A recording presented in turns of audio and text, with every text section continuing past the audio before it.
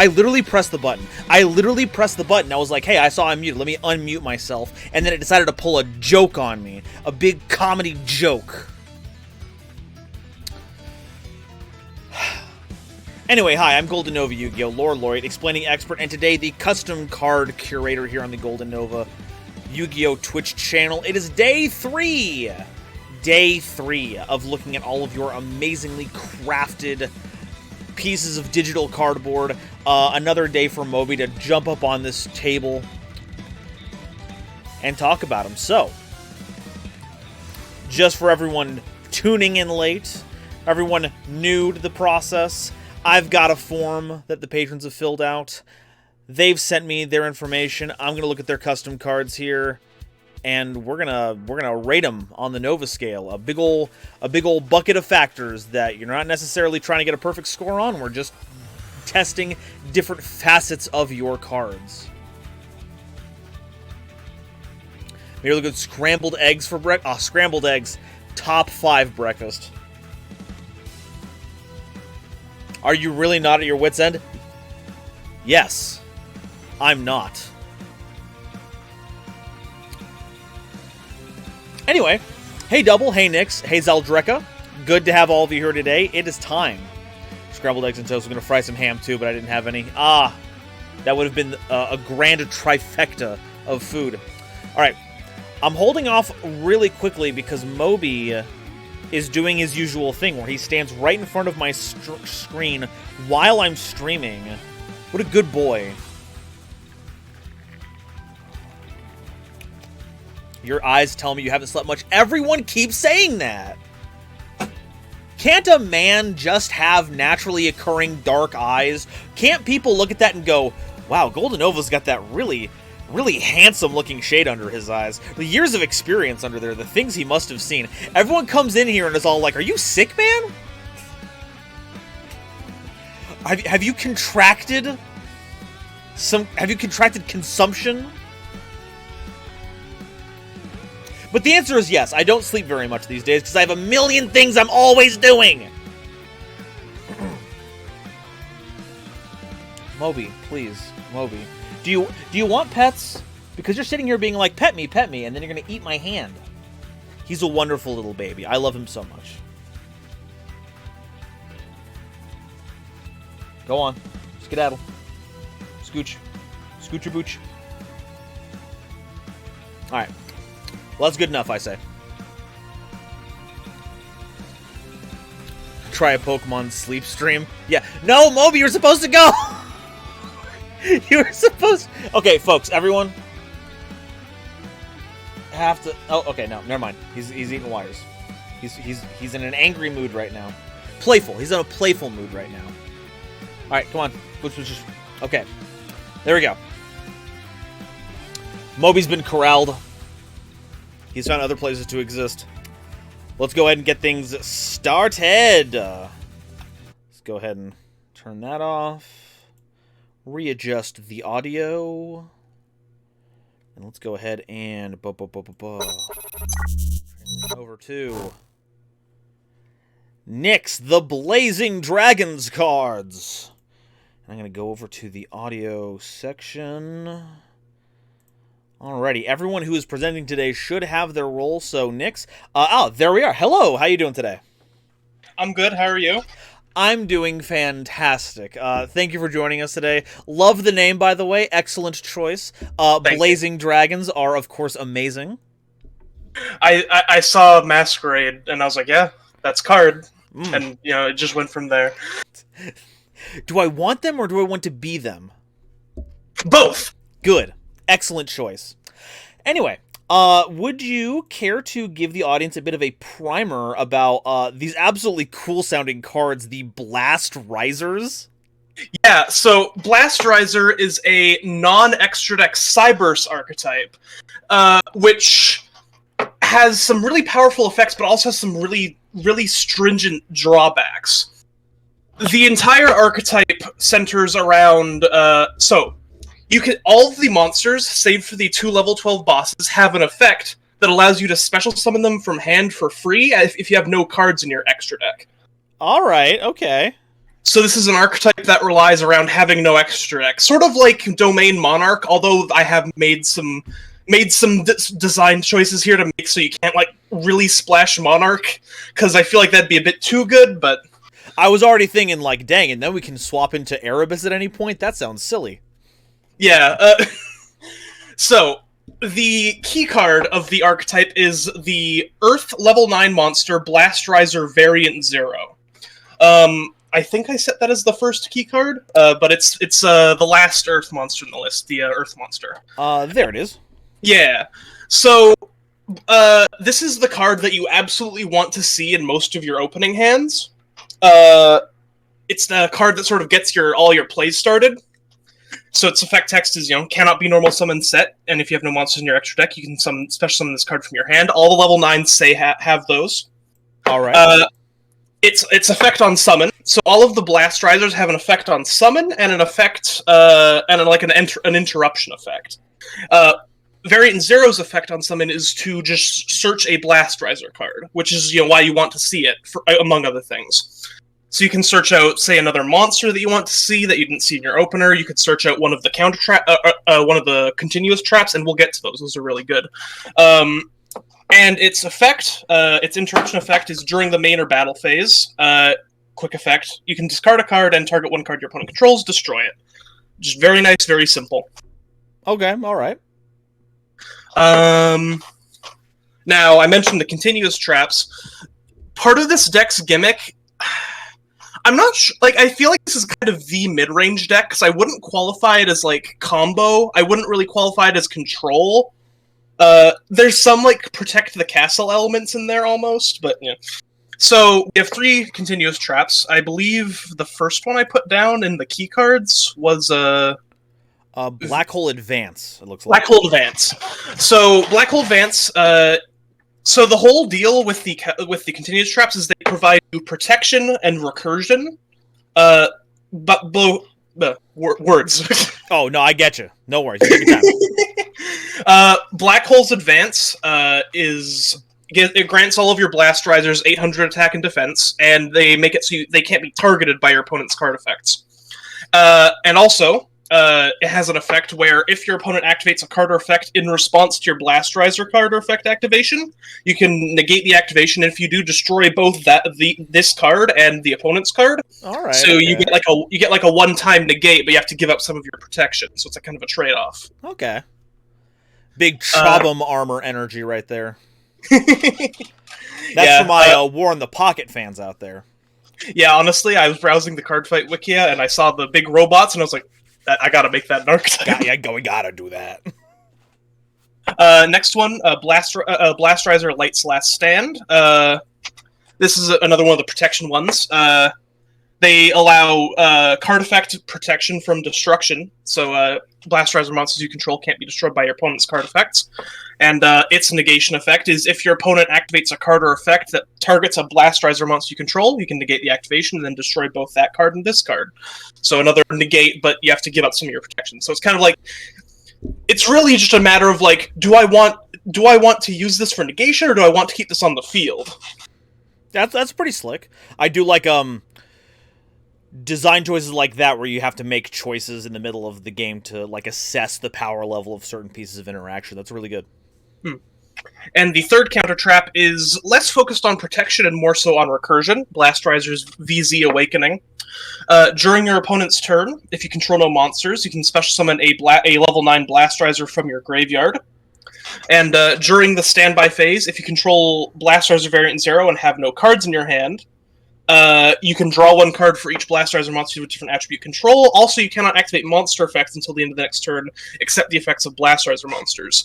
Now, that's important because all of the Blastrizer's interruption effects have a cost to discard a card.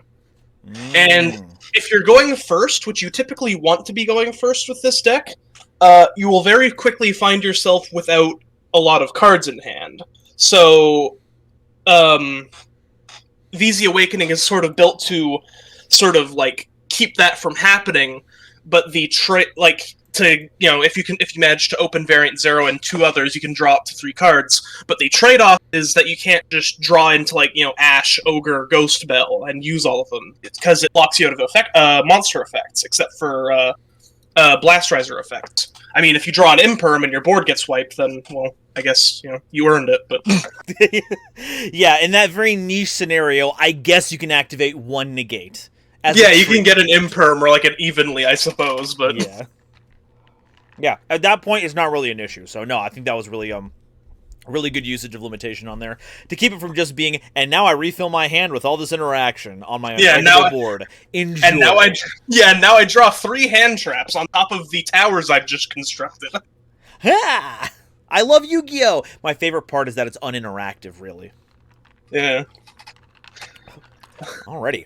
Those are some pretty sweet cards. And I believe we have Variant Prime as well that we're going to look at. Yeah, so Variant Prime is one of the 2 level 12 bosses. This archetype's got a bit of lore going on, but it's really just me playing with action figures. just playing with JPEGs. Valid. So there's there's this whole dark versus light going on, with Variant 0 being caught in the middle of it, and you have the option to pivot into a light level 12 boss and a dark level 12 boss, and both of these are geared around basically ending your opponent in 1 turn, just ending the game as quickly as possible, and if you can't, you're kind of screwed, because all you have is just this big guy that doesn't really do anything. Hey, guys! For example, here's Variant Prime. Cannot be normal summoned or set, must be special summoned by the effect of a Blast Riser card. If you control 3 Blast Riser monsters that were not special summoned this turn, that's very important, including Blast Riser Variant 0 and at least 1 light monster, you can contribute those monsters and special summon that card from your hand. And when it's special summoned, it is a non-optional, basically mass compulse for everything except for Variant Prime. So that includes all of your cards, too. So, you can't keep, say, the traps on field. Mm-hmm. And if you do, this card gains 3,200 attack until the end of its turn, so it goes up to 8,000 for a turn. So it's kind of like this power bond type thing, where Zane Truesdale in the anime, I gotta summon my Cyber End Dragon to end you in 1 turn. If your opponent has Battle Fader or something, or manages to combo through that mass wipe, then you're kind of screwed, right? Because it's another clause that it has at the very end of the effect. Also, you cannot special summon or set cards for the rest of the turn after you activate this effect. So if you're going to do anything, you can't do anything after Variant Prime. You have to just sit on that. Yeah, you better be ready to go once you pull the trigger on this one, because there ain't no going back. Yeah. So, yeah, I just listed one of the level 12 bosses as a sort of example.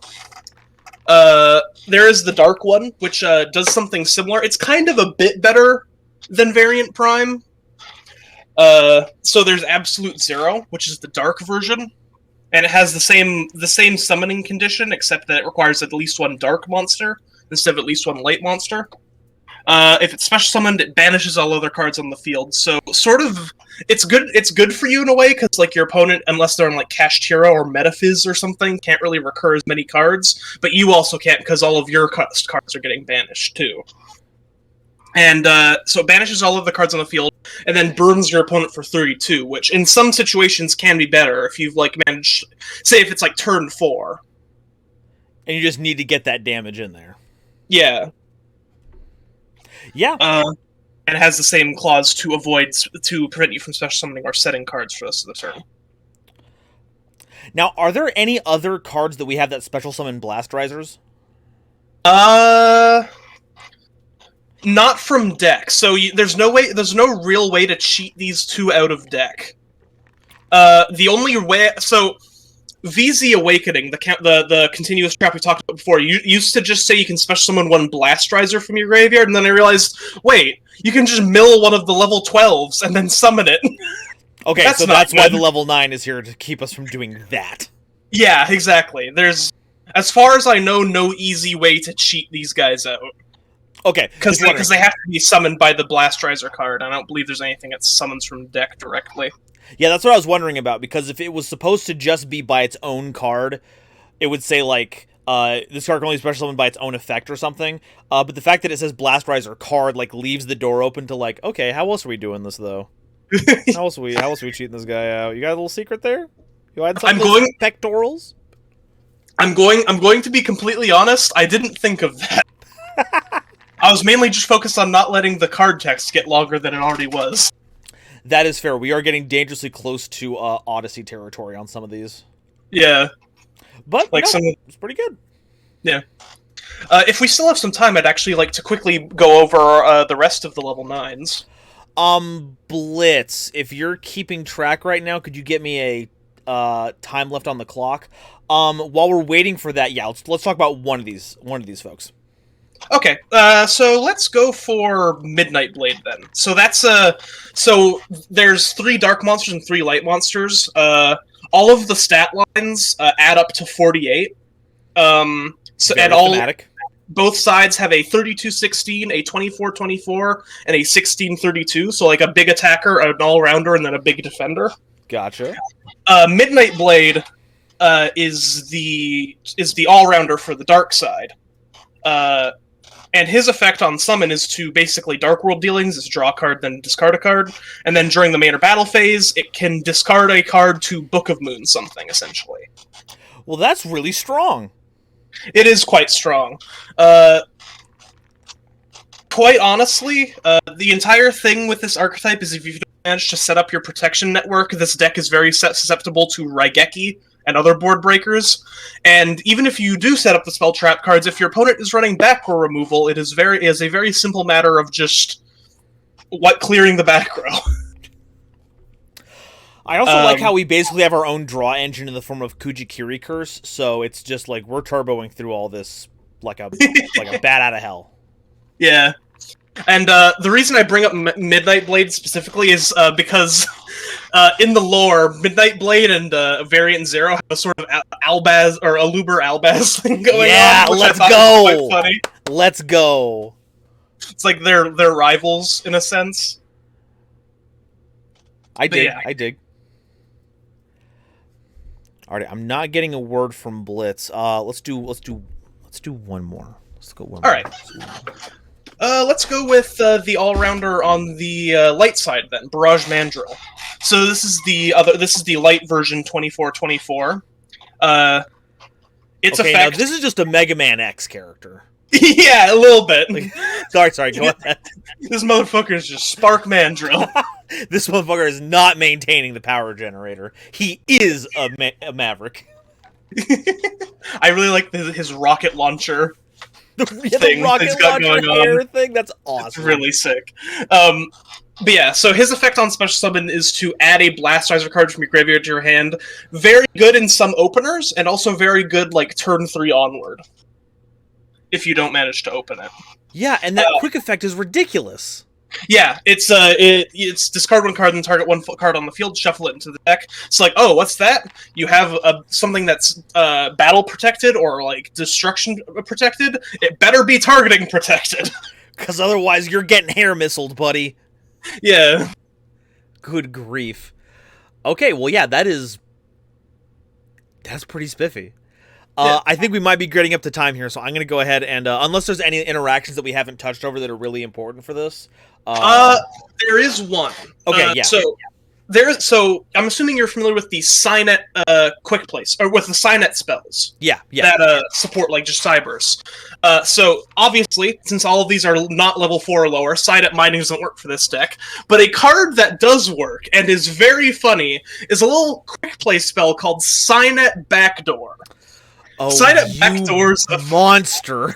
So Signet Backdoor's effect is target a Cyberse monster you control, banish it until the end phase, and if you do, add a monster from your deck to your hand with an attack that is lower than the banished monster's attack, and then during your next standby phase, return it to the field. Also, it can attack directly this turn. Yeah, which is going to go really well with our 3,200 attack monsters. Yeah. Also, Jesus. it's a well, actually no, that doesn't work because you can't set cards after you summon the level 12. So I was about to say, also you can like sign it, you can like immediately set a Signet Backdoor and get like anything from your deck with Signet Backdoor, but no, that's not how that works. But in any other situation, yeah, like All say right. you have like a hanging like Black Hole General or something on the field, you just banish that. and get a 32 attacker that can attack directly. Alrighty. Okay, Blitz has now called time, so let's go ahead and get that Nova Scale cracked open, huh? Sure, sounds good. Alright, so, novelty.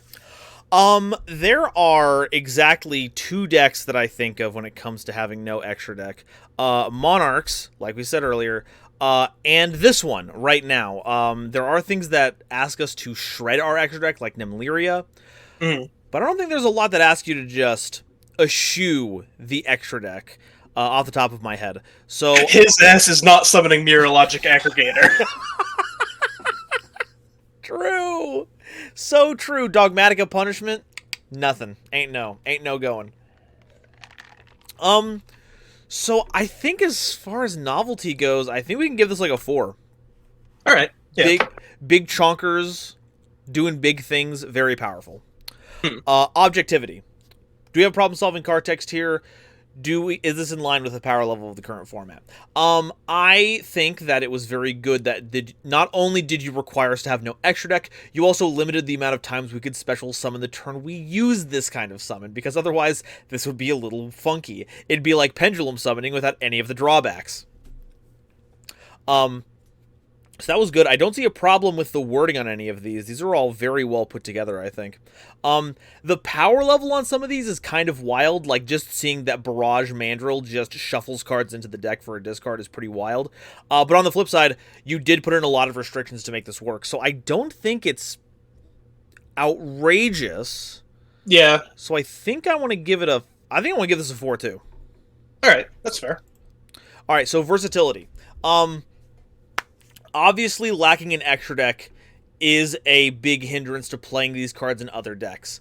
Yeah. There are some cyber synergies that we can bring in from that pool to play with this, so there's a little bit of intermingling here.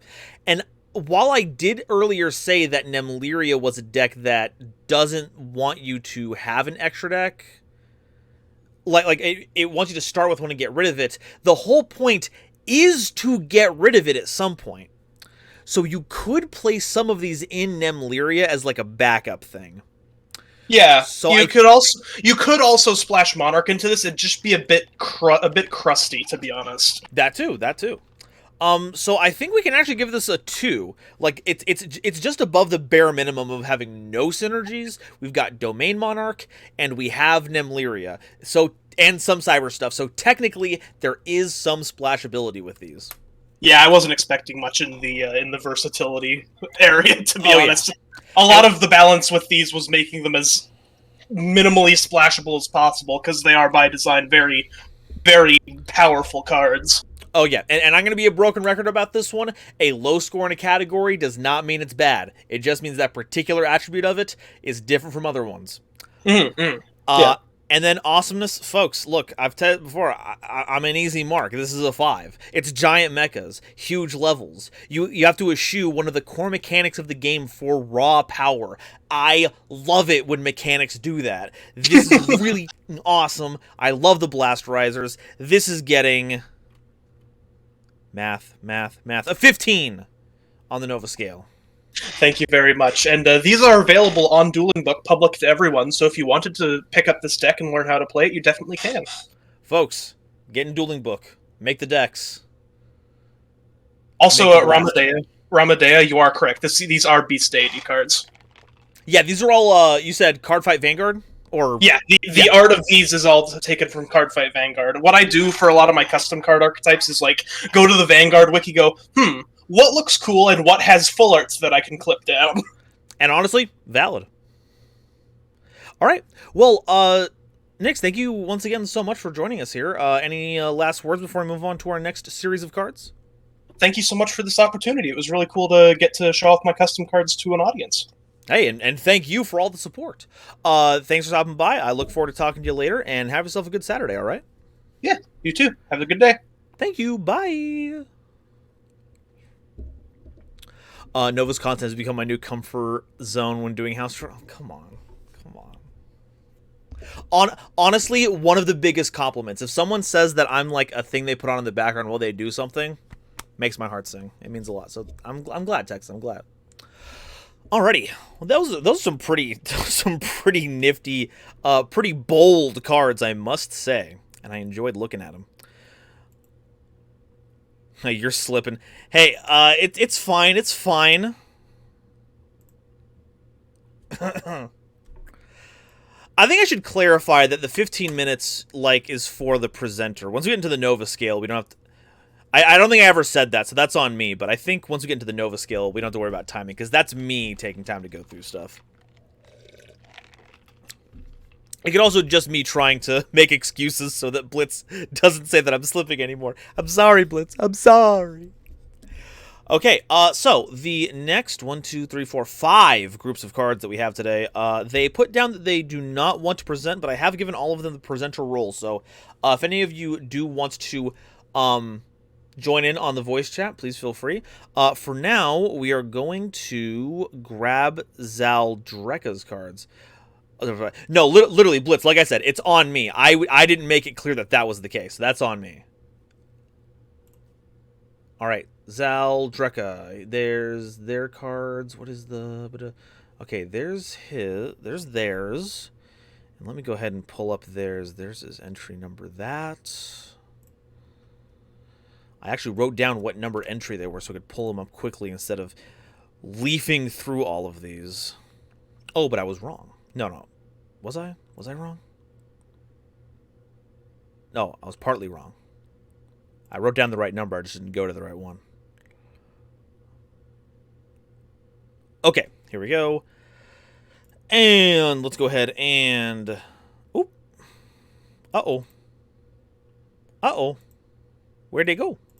Where did it all go? There it went. Got it. I played the new video on Charmers when I was doing the event. Was confused why my Labyrinth can't summon themselves from deck. I forgot I wasn't playing Charmers. Oh no, it crossed over. I created the Savior of Genix on Discord. I'm cooking the Savior of Magic next. Well, good. Good luck with saving Genix. That's wild. Okay, so Zaldreka.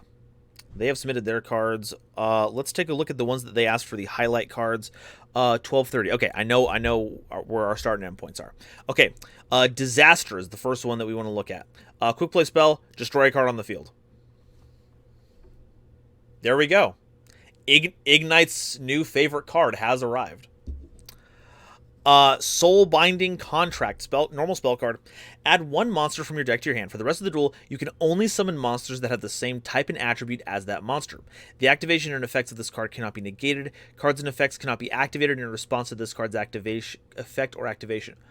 Oh, okay. That's kind of cool, actually. That's really funky, actually. Huh. Because, you'd want to play as many of them as possible to get your hands on it so that you could use it as soon as possible to get the search. It grabs any monster, which is kind of wild. But because of the restriction, you don't want to grab hand traps unless the hand trap is specifically in line with the deck that you're playing. It only really works in mono type and attribute decks. Huh. And the more I think about it, the less I think that those, exist nowadays, right? It shuts off all of your, utility extra deck. And even things like Tearlaments, you can't do that, because if you search the Dark Aqua, well, now you can't summon Rhino Heart, and you can't summon Rule Kalos, because they're waters. No Savage, no Access, no Zeus. That's kind of a based card, though. That's kind of wild. I dig that. That's great. It seems adding any monster from deck to hand would be busted, but the restrictions give it a very flavorful build around there. Is it good? That's something to be found out later. I'm sure Blackwings would love this card. But is it an interesting card? Is it a useful card? Yeah, no kidding. Oh my god, that's awesome. Holy cow. Okay, Cybernetic Advent, normal spell card. Reveal a machine or psychic monster in your hand to add one level 4 or lower monster who shares a type with the card you revealed from your deck to your hand. You cannot summon monsters except machine and psychic monsters when you activate this effect. What is that? I guess technically you could use that in any machine or psychic deck. There's not like a... It's not one of those things where it says reveal one type at a different type. So you could just use this in a mono machine or psychic deck. Cosmo does have both. That's true. And the monster that you add doesn't have to... So, like, if you reveal a Cosmo ship, though, what is the level 4 or lower machine that you're playing in that deck that you would search for? Cosmo makes sense. You have things in both spectrums, but the machines bottom out at level 5, if I remember correctly. Let's look at Jinzo card. Definitely also kind of a Jinzo card if you are using some of the lower leveled ones. Cash support. Well, I guess that technically does search Rise Heart, so I guess that works with that. Solid card though. Just some fun variable. Yeah, just a fun variable rota. Yeah. It's wild. I could see that being used in a lot of things. Especially like Cyber Dragons, like definitely. You would like reveal any Cyber Dragon, get core. Or get a hearse or whatever. So that's just a nice one. That's nice. Dragonic Hatchling. Normal. Oh, is that the next one on the list? Yeah, Dragonic Hatchling. Reveal one dragon or worm monster in hand. Add a level 4 or lower monster with the same type with the card name revealed from deck to hand. Oh, so this is the last one. But I don't think Dragon League is going to add this over quick launch in Chaos Space. Okay, so this is literally just Cybernetic Advent for worms or dragons. So the note here says that Dragon Link probably wouldn't use this, and that's fair. I would rather just special summon my dragons and worms. That being said, though, this is kind of based in like Sword Soul, right? Like you can reveal Taya, get Moye, or the other way around. You've now ensured that you have a Sword Soul name in hand to reveal for its effect. Same with like all the Tenyi stuff. This doesn't search Ashana or Vishuddha, but this does grab you Ashana. Locked out of Barone, but yeah. There's locked out of Barone, that's true. Though I have been seeing like more and more of them, like because you get locked out locked out of Barone if you use Ashana as well, and that hasn't stopped them from making things like Sinister Long Yun. So no, just it's nifty, pretty nifty, I would say. All right, let's start the show. Reveal a... Okay, same thing, Illusion and Spellcasters, since people have been confused by the name, is reference to Stage Magicians. Hey, that makes sense, that makes sense. Okay, well, Illusion is a fairly new type. They already have a lot of searching capabilities, so I'm glad they'll be happy to have more spells that do that. Spellcasters is a gigantic pool of cards. Like, this searches Magician Souls. This searches Blue Boy for Prophecy.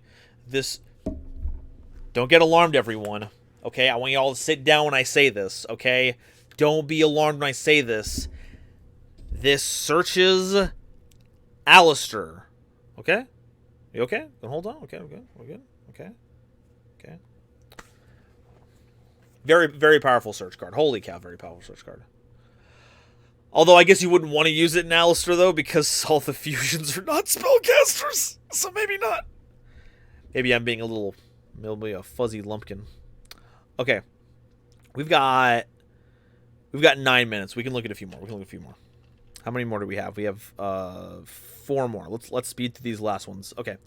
Grand Ritual Art. Ritual spell card. You cannot activate this card if you have special summon monsters from the extra deck this turn. If you activate this card, you can't special summon from the extra deck until the end of your next turn. This can be used to ritual summon any ritual monster from your hand or deck by revealing and then banishing monster cards in your deck, field, or hand whose total levels equal or exceed the level of the ritual monster you used to ritual summon. Good grief. Good grumbler. Okay.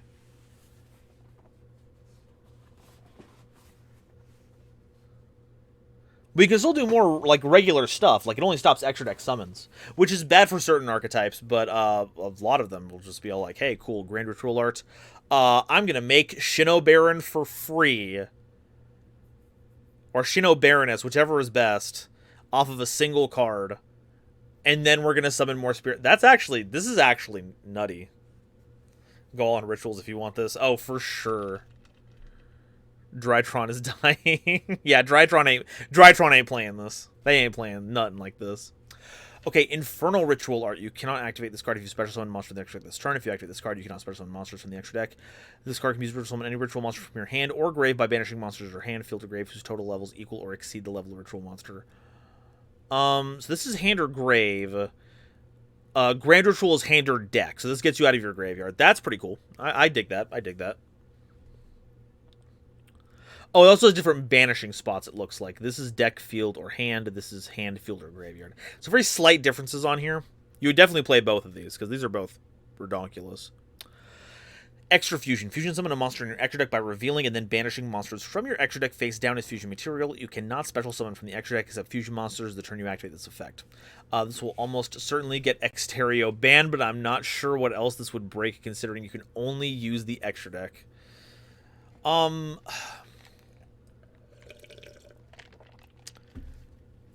I don't think there is an yeah, because there's not an Albaz fusion that has a fusion monster that acts as Albaz while in the extra deck, or really anywhere, so you can't do it in that deck. Technically you might want to use it in a branded deck to get like a free Despia, but that's committing what, 3 slots to make something? 4 slots if you want to make Praskinian easily, so I don't know, it might actually just be Exterio that you have to worry about. True Fusion. Fusion summon a fusion monster with 2 or more specifically named fusion material from your extra deck. Using monsters from your deck as material, you cannot special summon monsters when you activate this effect except fusion monsters. I didn't think of it until much later after making this card, but this will most certainly get Dragoon banned. That's true, because both DM and Red Eyes are mentioned on that card. Money Mud Dragon is partying as a fusion substance. Yes, you are so right. You are so right. Blitz is once again on top of this, seeing the things that I cannot see. Muddy Mud Dragon literally covers any one specifically named, so you could put Muddy Mud Dragon in there, play extra fusion, and then banish it and something else. Any other fusion really to make Mirror Jade for free. That is a problem. Very funny. Very funny. Okay. Well, these are pretty wild. Let's go ahead and get that Nova scale going on here. All the Omni heroes can come out for free. Oh, you're right. Oh, you're right. See, but like the thing about Extra Fusion is that like that commits so much extra deck space. Like 2 of your cards are now just used as material that have to be banished face down. You're not getting any like other value out of it. So it's like that is a pretty significant trade-off, I think. Okay, Nova Scale. Hey, folks, where's that Nova Scale at? It's right here. I've got it in my hot little hand. The hand is the mouse. Okay, so novelty. We're seeing a lot of interesting things here. There's a lot of cheating extra deck summons. There's a lot of searching, generic searching cards. But there's also things like Soulbinding Contract, which are a huge deck build around search card, which I think is really cool. The way the search effects here are handled are pretty interesting. We're on world record pick. Get Summoning Salt in here. We gotta play the Summoning Salt music. And then there's just Disaster, which just pops a card we control. I am more than okay giving this a 4 on novelty. There's like some elements of design that we've seen before, but there's a lot of creativity going on in here, and I really like it. Objectivity. Are these cards balanced? Well,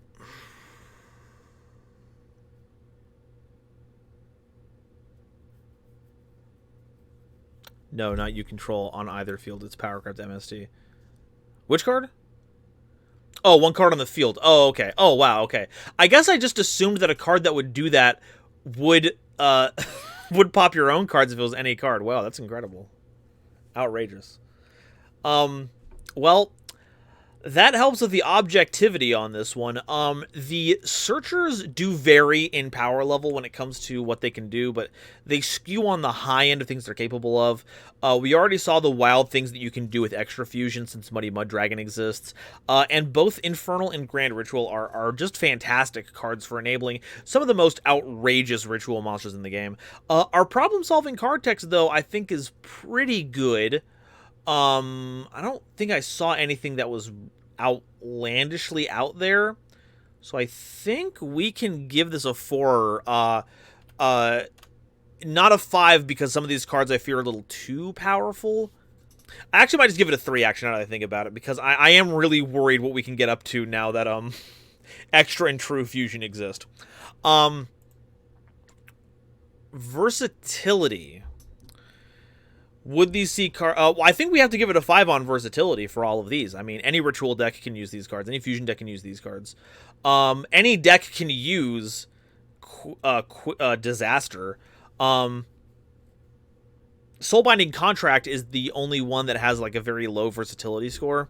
So maybe we just give it a 4 for versatility because there's nothing in here that the only one that's universally useful is Disaster here, and adding everything else in here kind of drags the score down. But still, a lot of usage can be used with a lot of these cards.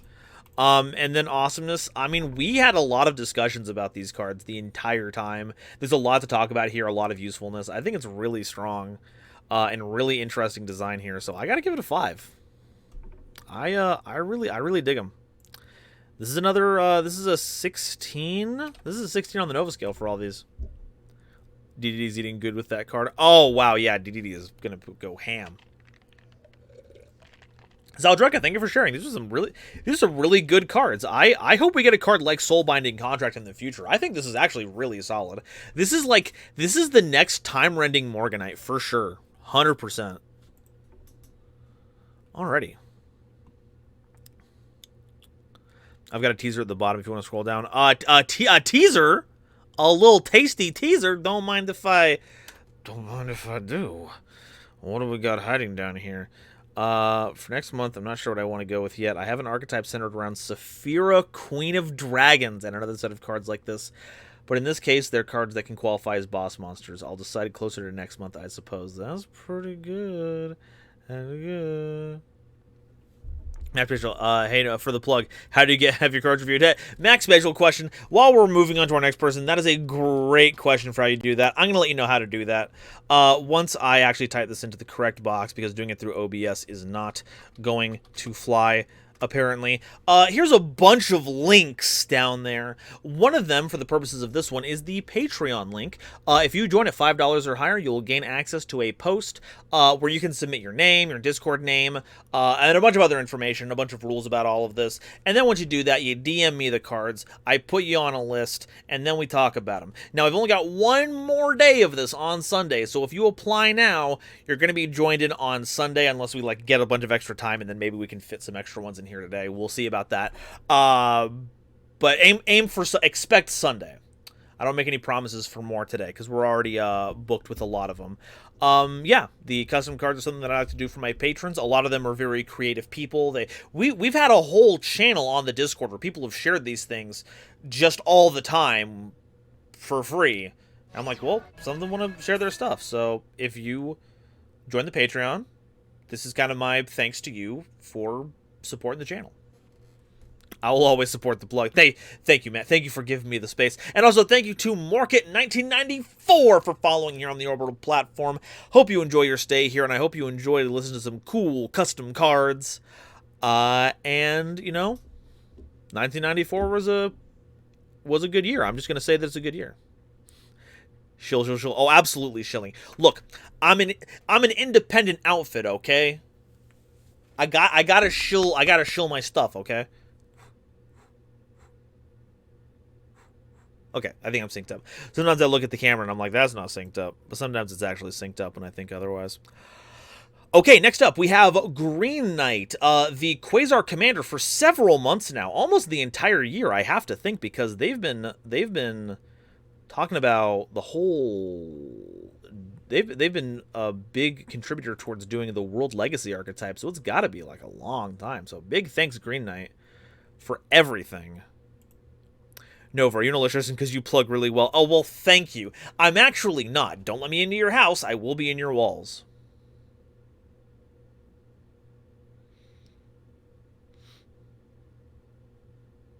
That's some good cheese you got there. Can I have some of that cheese? Anyway. Let's go ahead and talk about Green Knight's cards. Ba-da-ba-dum, ba-da-ba-dum, ba-da-ba-dum, ba-da-ba-dum, ba-da-ba-dum. Already I'm seeing some interesting arts here. Okay. Let's start with Ghost Gladiator Underworld Champion. Wait, are those might not be all the names. Wait, what is it? We're looking for Ghost Gladiator. Ghost Gladiator Underworld Champion. Okay, here we go. We got Zombie Geyseris going on here, folks. Holy calzone. All right. It's 12:48. Okay. I know our time. And I think it's 103, but that's we'll see how my math goes. Okay. Ghost Gladiator Underworld Champion is a level 6 dark zombie fusion monster with 2400 attack and 0 defense, requiring 2 zombie type monsters as material. Target cards your opponent controls up to the number of zombie type monsters you control, and banish the targeted cards face down. If this face up card leaves the field, special summon 2 zombie monsters from your graveyard or that are banished. This is already the best zombie card ever printed. This is already ridiculous. Like, there's the Ghost Fusion banishes card. Like, yeah, Ghost Fusion. Fusion summon a fusion monster from your extra deck using only zombie monsters you control. If your life points are lower than your opponent, you can also banish up to 1 zombie monster from your hand, deck, or graveyard. So, yeah, we're already going brazy with this. Now, it doesn't say... It must be an activated effect the way this is worded, because it's not like on summon, so we just get to banish face down 2, or up to the number of zombie monster control. Okay, at least 1, but could be more, each turn, and then it floats into 2 zombies. With no restriction, mind you. This could be like fusion zombies, link zombies, all kinds of stuff. Isn't Ghost Fusion a real card name? Yeah, it looks like the extra deck, these are all real cards in here, and Ghost Fusion was a recently released card in the TCG.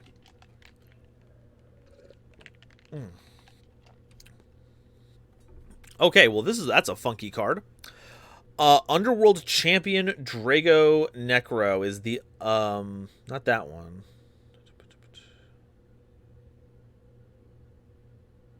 Maybe it is this one. Maybe they changed the name. Because this one was Ghost Gladiator, Underworld Champion. Oh, and then the line break here. Drago Necro, Revived Nether. I'm so good at this. I'm so good at everything. Okay, next is Drago Necro, Revived Nether Soul Drago King. A level, what's that, 10? Dark zombie fusion monster requiring 2 level 7 or higher zombie monsters as material. As a quick effect, you can target 1 monster your opponent controls and negate its effects, change that monster's attack to 0. Also, if that monster is still face up on the field, special summon a Dark Soul token, which is a level attack 0 defense zombie monster with the same level attack as the original level attack of that monster. If this card your opponent controls is destroyed by an opponent's card by battle or card effect, and sent to the graveyard, you can banish 2 other zombie monsters from your field or graveyard, special summon this card, and if this card is banished, you can special summon a Drago Cytos Corrupted Nether Soul Dragon from your extra deck or graveyard. Ooh, okay. So, for those of you who don't know, that's an actual card. That is this Synchro monster. Can I show my battle? This card shows my battle. During time by phase, you can target 1 face-up monster your opponent controls. Its attack becomes half the current attack to inflict damage. Okay, so the Synchro monster is kind of not good. But you do get it for free if this version of Drago Necro gets banished, so I can't complain about free giant monsters. There might be a problem-solving card text issue on this one because this targets a monster your opponent controls. It doesn't say target a monster with a level. That's something that Drago Nether Necrosoul says, I believe, for its effect. If this card battles a monster that has an original level. So that's why it has the ability to do the level thing. So if this hits like a Link or an Xyz monster, that might cause some issues because it can't be a level 0 monster, which is what question mark represents when not when there's no input value while it's on the field, at least. So that's a little something. But other than that, you get a quick effect negate that zeroes out the monster. You effectively steal your opponent's monster with this, which is fantastic. It has a revival effect when sent to the graveyard, which it looks like it can be revived with Ghost Geyseris over here, which is fantastic, and gets you a free Synchro monster. Kind of savage. Kind of savage. And then lastly, that they put on the list here is Soul Fusion. Normal spell card. While this card is in your graveyard, it is treated as Ghost Fusion, which is important for some effects that are from these other released cards. Fusion summon a fusion monster from your extra deck by banishing zombie-type fusion monsters mentioned on it from your field, hand, or graveyard. Neither player can target that special summon monster with card effects. Okay. Banishing zombie-type fusion materials. I think it might mean zombie-type fusion monsters. I'm not sure if this means zombie-type monsters. Like it's supposed to talk about how they're using it as fusion material, or if they have to be zombie-type fusion monsters as material. A little unclear on that one. From your hand field. Okay, that's probably why it says hand, because it might be... they might just be saying just zombie-type monsters, using them as fusion material. So that kind of clears that up, because, yeah, obviously we can't use fusion monsters from our hand as material. That's not working out. But it's basically Miracle Fusion for... it's better Miracle Fusion for zombies under any circumstance. And it's got that little Dark Fusion, Fossil Fusion kind of energy that gives the monster additional protection. And this just lasts. So that's wild. It's buck wild. Okay, those are all the highlight cards. Really quickly, I want to see Ghost Fusion... okay, this is the Ghost Fusion card. This card's normal or special summoned. You can add a Ghost Fusion from your deck to your hand. During the end phase of this card is currently banished and was banished this turn. You can take one level 2 or lower zombie tuner from your deck and either add it to your hand or send it to the graveyard. If this card is sent to the graveyard, you can add a Ghost Fusion from your deck to your hand. If this card is in your graveyard, except the turn it was sent there, you can banish this card and discard a card. Then target one of your banished level 4 or higher zombies and add it to your hand. That's pretty good. And that one doesn't have anything to do with Ghost Fusion. Okay, so it being named that way in the graveyard might not do anything with the established cards, but there might be some of these newer ones here that do that. We've still got 9 minutes. Let's go ahead and look through some of these new cards really quickly here. Especially, I can't look at this frog one and not be enamored with it. So here's Ghost Frog Underworld Leaper, a level 5 dark zombie effect monster with 900 attack and 0 defense. If your opponent controls more monsters than you do, you can special summon this card from your hand, and if this card is normal or special summoned, you can target 3 of your banished monsters and return them to the graveyard. If this card is banished, you can target cards on the field up to the number of Ghost Frog Underworld Leapers. Banish them as well. It doesn't say where the Ghost Frogs have to be at. I would imagine that it also cares about other banished Leapers, but I couldn't say for sure. So kind of removal. That's pretty good. And then it's free material for stuff. Ghost Knight Underworld Royalty, level 4 dark zombie monster with 1500 attack and 0 defense. During your main phase, you can pay 500 life points to special summon an underworld monster from your hand, deck, or graveyard. Are any of these underworlds? No, okay, so it's just for these ones. You can special summon a underworld monster from your hand, deck, or graveyard. If this card is banished, declare a type of card, monster, spell, or trap for the rest of the turn. Your opponent cannot activate cards or effects of that type. Okay, so it's also a Shockmaster if you banish it for the fusions. Very scrungly. Ghost Swordsman Underworld Flame, level 5, dark zombie monster with 1800 attack and 0 defense. They got my boy Flame Swordsman! They got Flame Swordsman with the zombies. Pay 600 life points, then you can special summon this card from your... okay, so you just pay 6, summon from hand. Neat. Once per turn during either player's battle phase, you can target one other zombie monster you control. This card gains 600 attack, and if it does, that monster also gains 600 attack. If this card is destroyed, you can banish it, special summon a zombie monster from your grave, I believe. If this card is banished, all zombie monsters you control gain 1,000 permanently. This card is wild! Oh my god. So you get to summon it for free. Free, 600 life points, basically free. You battle with it. It and another zombie gain 600. So Flame Swordsman but evil here is already going to be a 2,400. If it's destroyed, you get to summon a zombie from your graveyard to replace it, but because you banish it to do that, it also gives all zombies you control a permanent 1,000 attack boost. What? This card is great. This card is seeing play in every zombie deck. All right, lastly is Underworld's Requiem. A normal trap card. You can add up to 2 Underworld monsters and or Ghost fusions with different names from your deck to your hand. Banish this card and 1 Ghost fusion from your graveyard. There we go. That's why it matters that Soul Fusion counts as Ghost fusion in the graveyard. Banish this card and a Ghost fusion from your graveyard. Target a face-up monster your opponent controls. Tribute it, and if you do, special summon a zombie fusion monster from your extra deck with equal or less attack than the tributed monster. And it's a trap card, so you can do that at quick effect speed. So you can do this on your opponent's turn as interruption, and there is no you can only use 1 effect per turn and only once per turn clause, which means you can activate Underworld's Requiem to add the cards, and then once you get a Ghost Fusion in graveyard, you can immediately tribute an opponent's monster to get a zombie fusion monster. This card is upsettingly good. Outrageously strong. Holy cow. Wow. He deserves it after assisting the Light of Destruction and those other custom cards. True. True. You know what? That's fair. Okay, well, that's all the cards. Let's do the Nova Scale. Holy Christmas. Okay, so. Novelty. Are these cards novel? Well, they're based on Ghost Fusion. And they're also based on specific cards that we've seen, though they're not necessarily meant to work with those archetypes. They're more like references to them, which is very in line with Zombie World and all of the zombie versions of beloved cards. So honestly, I can dig it. The way that they're used is pretty funny. Let's give it a 3. It's not entirely unique.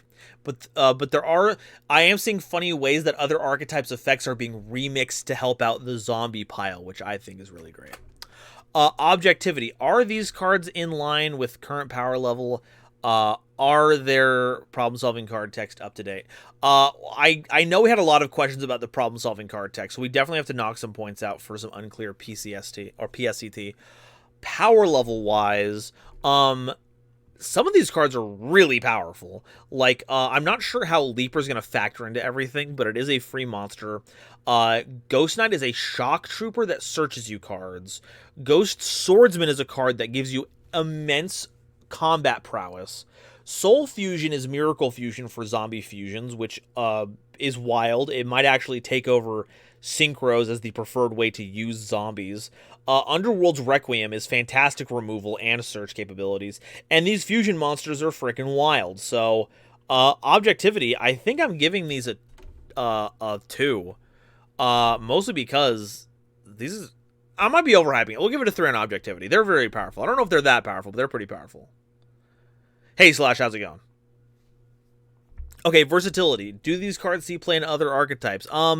It's basically more zombie pile stuff. And there's a lot of zombie stuff out there, which is why it's not getting a 1. This does work with all the existing support on that one. That being said, I don't think it works with literally anything else.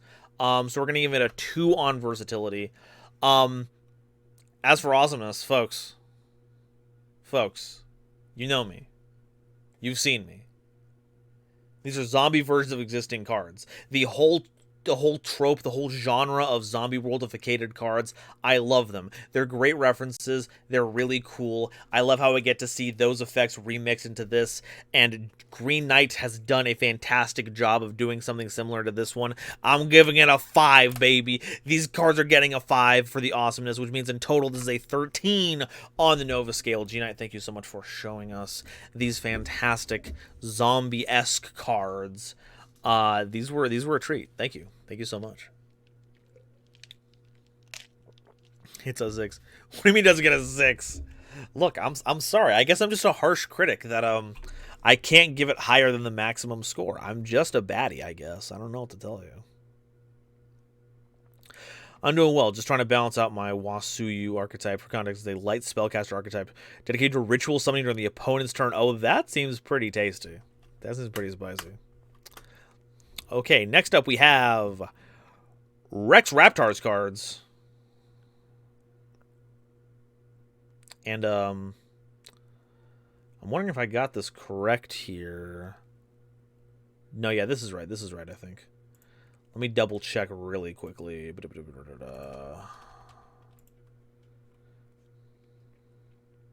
Yeah, this is the right one. This is the right one. Okay, comes to the stream. Clean the header for easy access, but no peeking. I like the first card to get a Nova Scale alone if you can only do one. Okay, cool. We will do the Nova Scale for that one. Alright, is this looking good on screen really quickly? Okay, there we go. That's all there. So, this was weird because this was like a thing that like was linked like a couple months ago. I feel like we've talked about these. Have we not talked about these? Some of these feel familiar. The, what was it? The jump above the Carp of Longman feels familiar. But some of these don't. Oh. Hey, Moby. Hey, little scrungler. Hey, little boofy baby.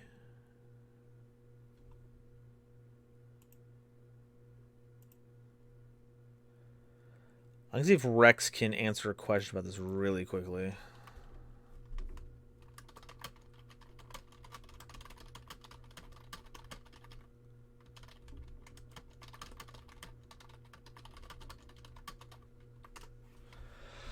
Okay, and Moby is back. Folks, while we're waiting,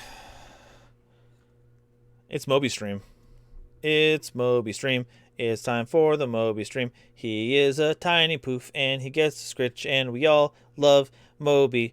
He's a little shy, because he's not looking at the camera, but it's okay, because once he's on stage, he's a big attention seeker, and he's cute and soft, and I love him so much, and all of you love him so much too. I know you do. Don't lie to me. Don't you lie to me. Don't you lie to me. Don't tell me you don't love Moby. Yeah.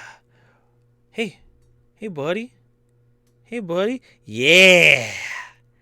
There's Moby. Hey, Moby. And he's gone. Yeah.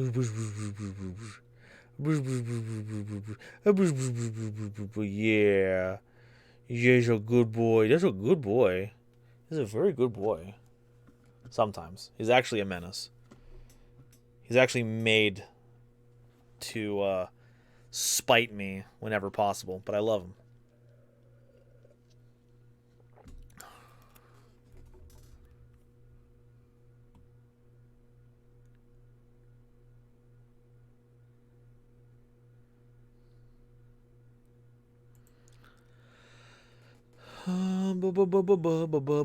Moby, please get your tail out of the way. I need to see the screen.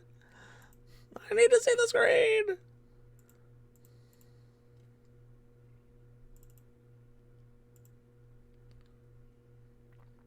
Okay, these are the current ones. Okay, there we go. The link set us up. Never mind. Okay, never mind. I know what's going on here.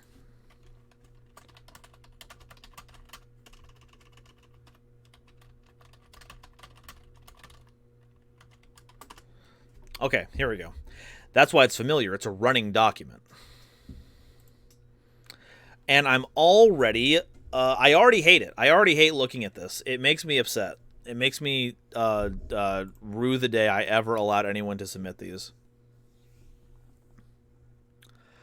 All these custom cards remind me of my old McDonald's archetype. Yes, the children's song.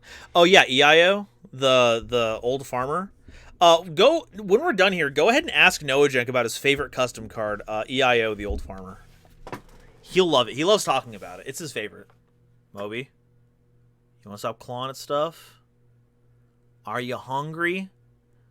Are you a hungry little muffin? He might be a hungry little muffin. Let me go ahead and make sure he's got food real quick.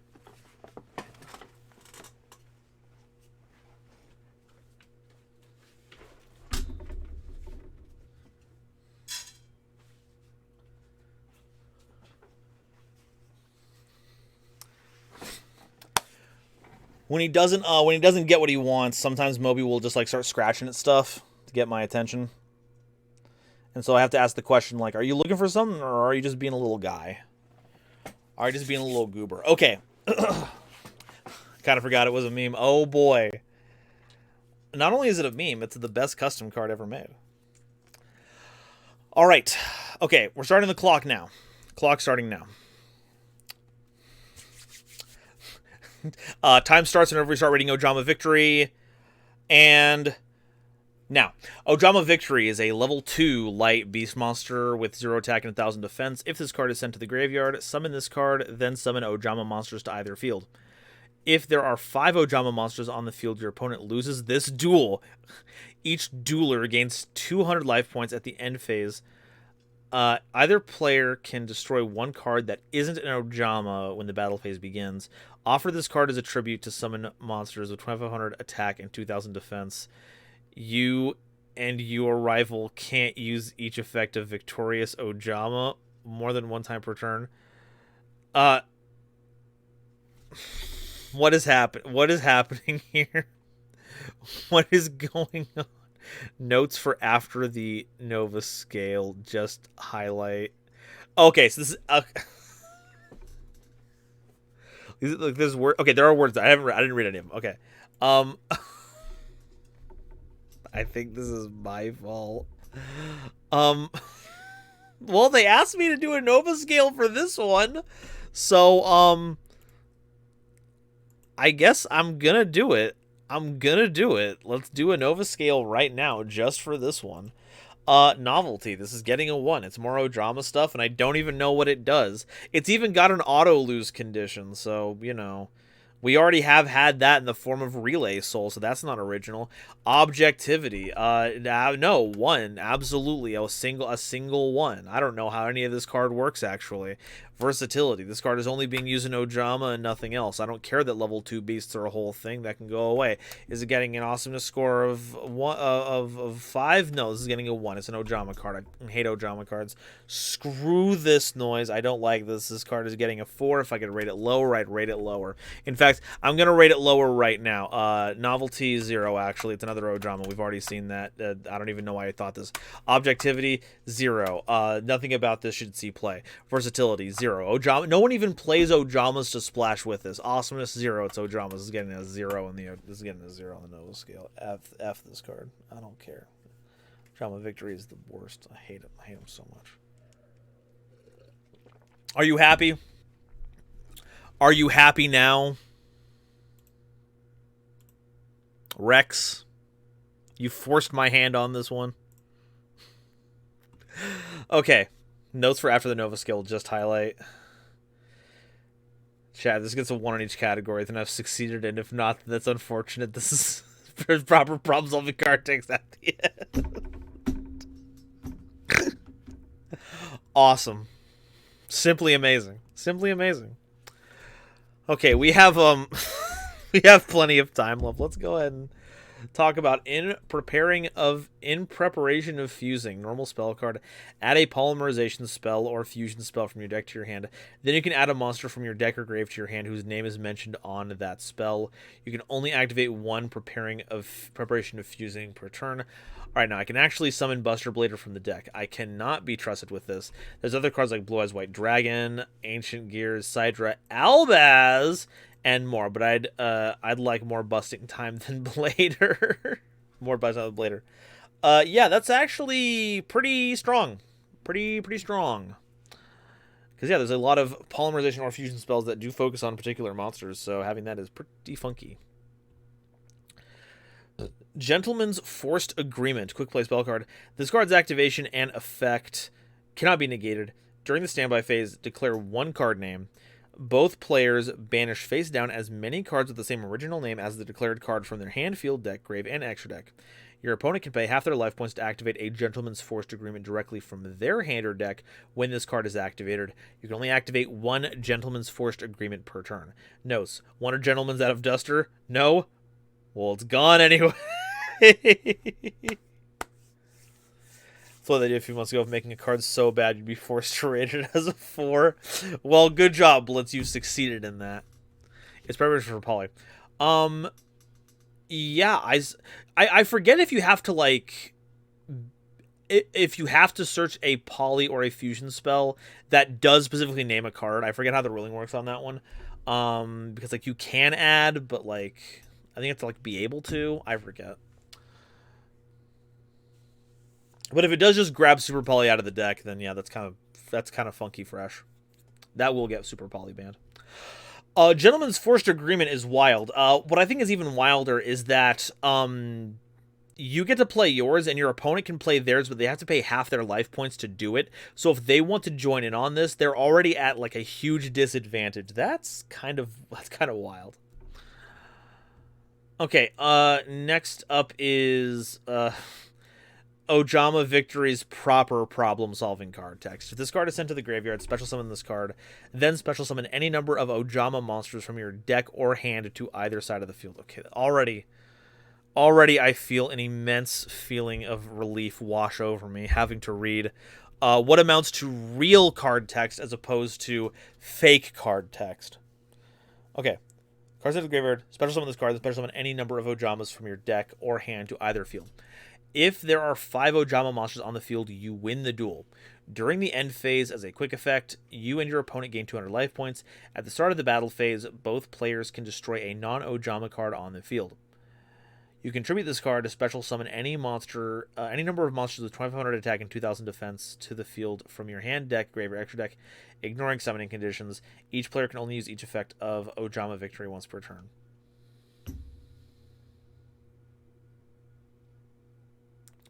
So, how do you lose with this card?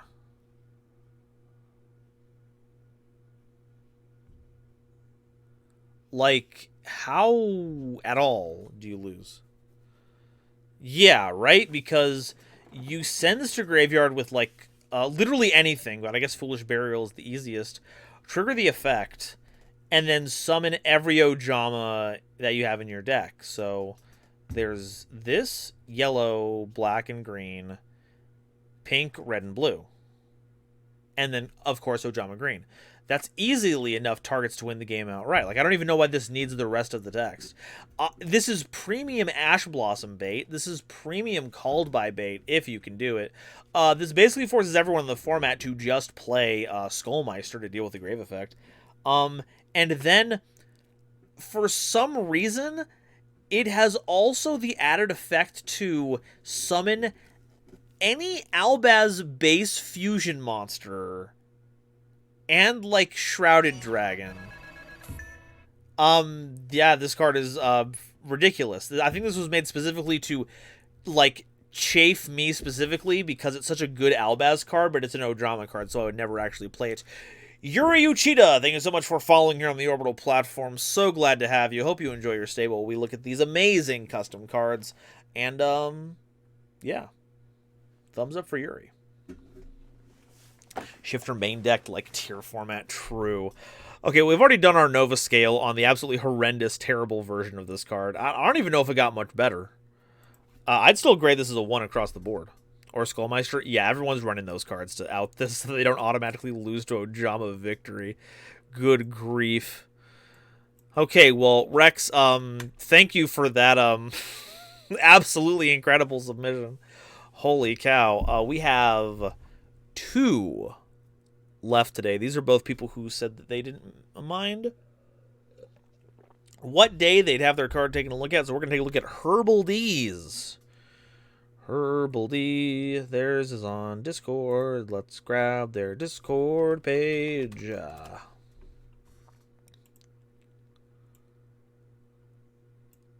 Never mind. This is one of those ones where I'm going to download it and show it off on screen.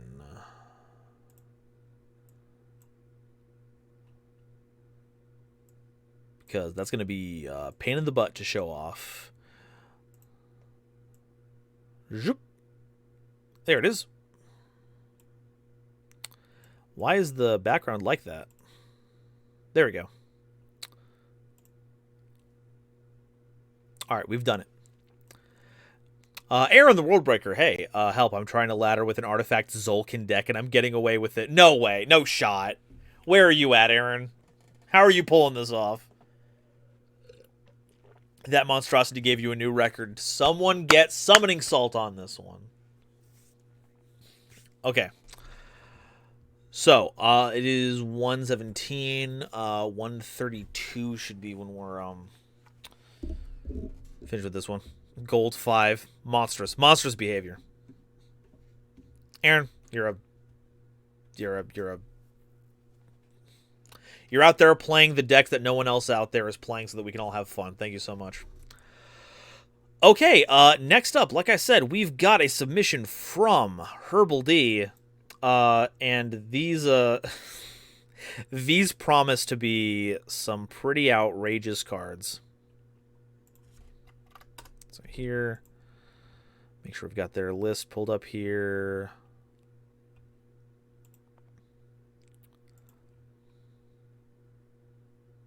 Okay, I lied. 118 is our starting time. I'm starting now. I'm taking a look at them now. Okay, cool. Let's get started here. Performapal Fun Times is what is what this is all about right now. Let's get yeah, there we go. Okay. Performapal Hip Hippo, the Celebration Squire, is a level 3 Earth Beast monster with 800 attack and 1000 defense. If this card is normal or special summoned, you can special summon one monster with 800 attack and 1000 defense from your hand or deck in defense position, except Performapal Hip Hippo. Not this card, Hip Hippo. And if you special summon a Performapal monster via this effect, you can add a level 7 or higher monster from your deck to your hand.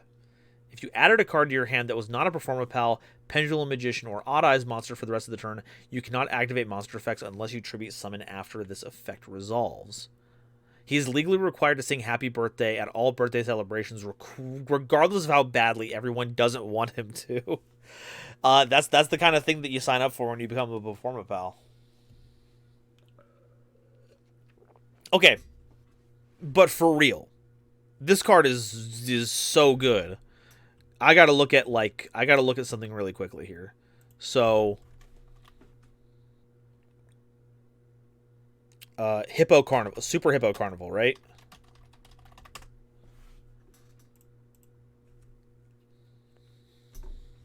Super Hippo Carnival. Okay, only specifically summons Hip Hippo, not a Hip Hippo monster. So we can't use this to summon this Scrungler here. So that's good. But it can get a Hip Hippo. Or not Hip. It can get another copy of itself, rather. So you summon this, get another copy of it, or another 800 attack, 1000 defense. I'm not sure what good targets for that off the top of my head. And then you get a gigantic monster. You don't get to use it if it's not on theme, but if it's on theme, you can just use it no matter what. Though you could also tribute summon afterwards anyway to allow for its activation. That is so silly. That is very silly. Oh, and now,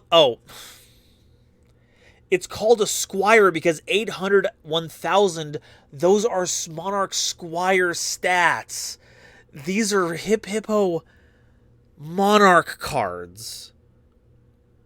What?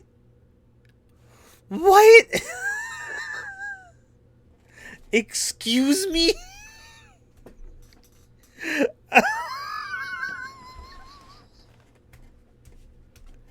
So, okay. So you normal summon the Celebration Squire. You special summon Edea. Or Eidos. And then you do all your stuff. And then if you tribute summon... Because then it's like you can't activate it unless you tribute summon it. So that means all of your monarchs are fine too, because once you tribute summon them, their effects are online. Monarchs did get a representation in early Arc V. You're right. It's so... Lithium starts cooking. Hey guys, welcome to another edition of not Extra Deck Monarch, but Domain Monarch. I guess you could also be Extra Deck Monarch. The thing here says it can't be. We have Performapal Hip Hippo, the Celebration Squire. A very strong card, very versatile in what it allows for us to do. It actually gives us some extension that we can use for the deck. It's actually very strong. That's my Lithium impression, everyone. Clap at my Lithium impression. I'm sure Lithium is tired of everyone doing impressions. I should really stop. I should really not be continuing that. Anyway, I have wasted too much time talking about just this particular card. Performapal Hop Hippo, the Party Monarch, is a level 6 Earth Beast effect monster with 2400 attack and 1000 defense. Ooh, Monarch stats. During the opponent's turn, if this card is in your hand, you can immediately after this effect resolves tribute summon it. Neat. It has its own built-in escalation. Is it escalation? It's one of those things. If this card is normal summon, change all monsters on the field to defense position. If any attack position monsters were not changed to defense position, those monsters' attack become halved. See ya, Link monsters. During your main phase, you can banish this card from your graveyard. You can normal summon one monster this turn for one less tribute. You better hope you know him during college, and maybe you'll get an invitation to hang out with the cool kids. I mean, they do run the party, the Monarch parties, so... And then the Mega Monarch version, Performapal Hip Hop Hippo, the Festival Monarch, level 8 Earth Beast monster with 2000 attack and 1000 defense. Ooh, Mega Monarch stats. You can tribute 1 or 3 monsters as tribute summon, but not set this card. If this card is tribute summoned, it gains the following effects based on the number of tributes used for its tribute summon. This card gains attack equal to the total sum of original levels of the monsters tributed for its summon times 200. This card is unaffected by your opponent's card effects till the end of the next turn. Or once per turn, it's a quick effect. Target any number of monsters that were used for this card's summon in your graveyard or face-up extra deck, and return those cards to your hand, then special summon those targeted monsters. Party Rockers in the house. Actually, it's Party Rock is in the house. Oh my god, I'll never know the lyrics to that song. They're always different whenever I hear them. Okay, so a lot of Gravekeeper's Visionary information right here. Gravekeeper's Oracle, I think, was the right one. So you get even more attack power off the 128. Unaffected by card effects for 2 turns, yours and your opponent's. And then you get to resummon all the monsters that you tributed for this tribute summon. That's donkers. That's badonkers. Attacking effects, I believe. So if you use 3, you get all 3. Yep, it's 1 plus 2 plus 3, 3 effects.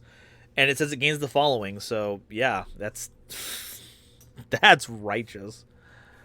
All right, lastly is Hippo Festival, continuous spell card. While you control a Performapal monster, your opponent's monsters lose attack equal to the total levels of normal summoned monsters you control times 200.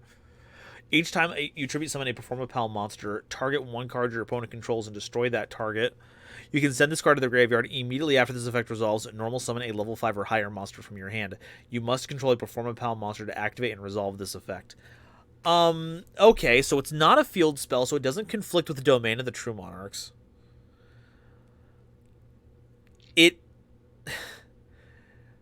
It counts monsters, not highest level of normal summoned monsters you control. So with any Mega Monarch, that's an immediate 1600 point debuff. Any 2 Mega Monarchs, and that is 3200.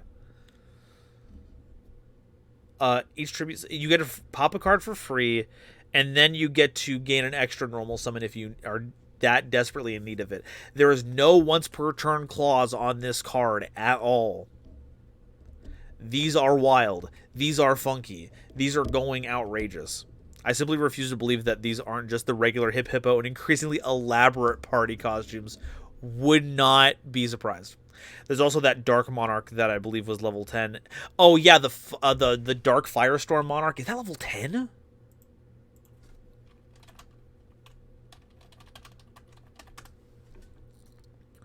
Thestalos, the Shadow Flame Monarch, is level 10. That could decrease by 2,000. Good griefimals.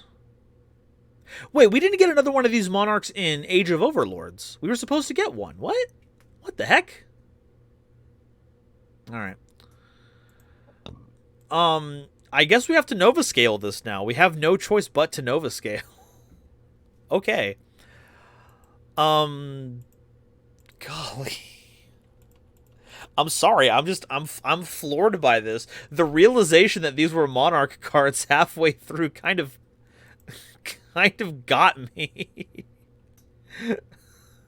Maybe it's every other set. It could be. It could be that, like, since it's 2 Monarchs slapped together, it's like they skip a set because technically we absorbed the future sets one.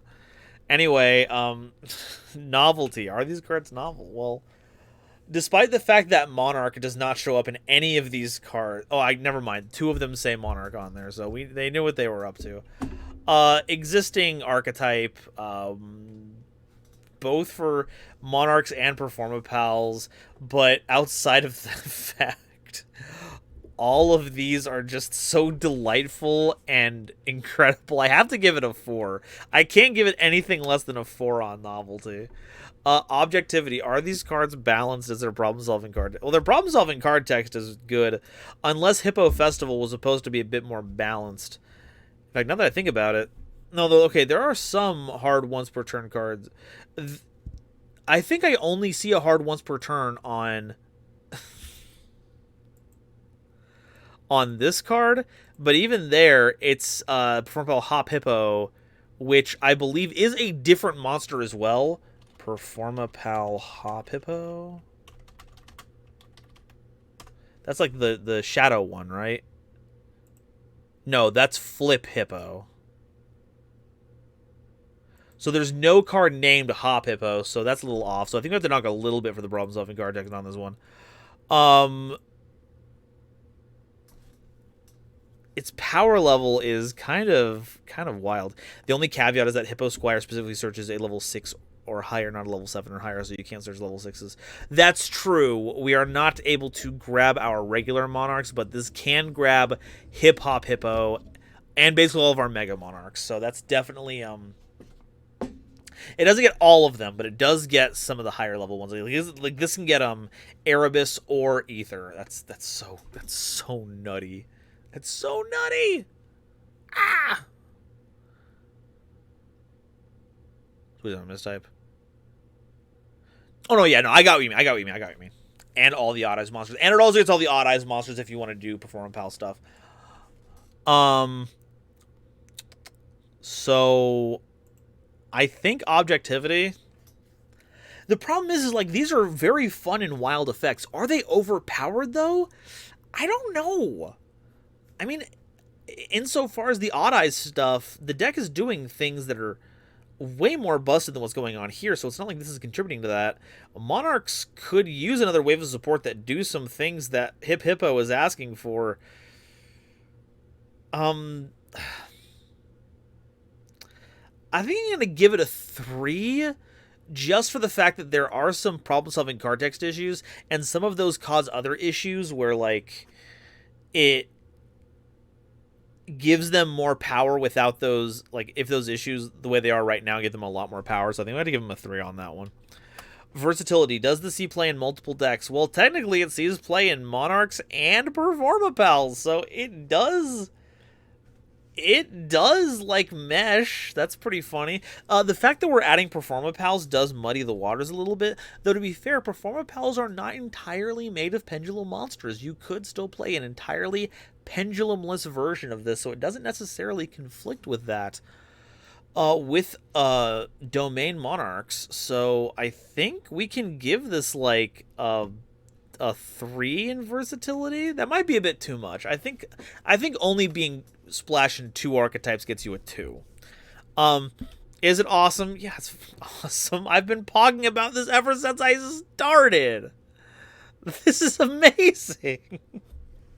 I love that Hip Hippo has has been used to facilitate Monarchs like this. This tiny little pink hippo, like, waddling into the domain of Erebus, being judged and being all like, this one is going places.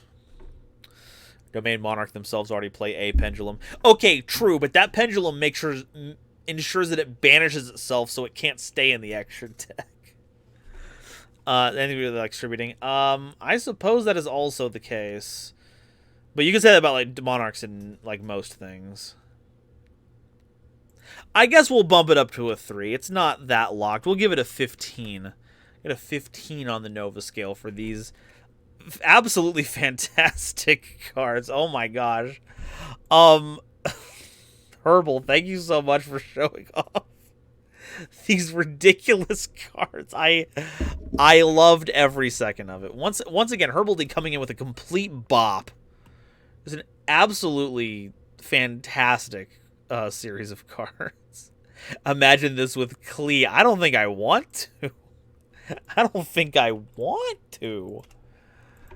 Alrighty, let's go ahead and move on to our last contributor for today. That, of course, is going to be Clockworks. Fantastic name. Fantastic stuff. Let's go ahead and dueling book. Turn that off. Okay. Oh, I see Mechon. I thought this was going to be a Inzector for some reason. And because there's an Inzector card in there. But nope, it looks like we've got some Xenoblade cards here. Ooh. Let me update my list here. Let me get Clockworks page pulled up. This is 19. The 19th submission.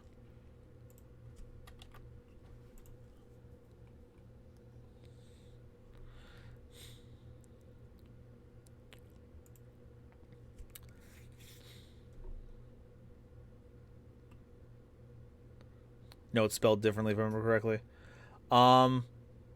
Inzector.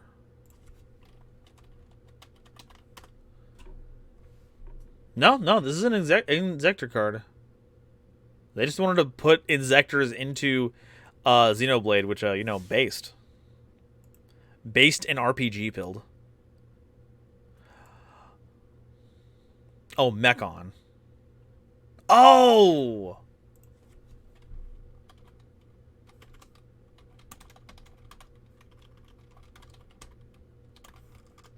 That is true. Those Mechons are spelled with an O, not an A. I guess I am a fake Xenoblade fan. Haha.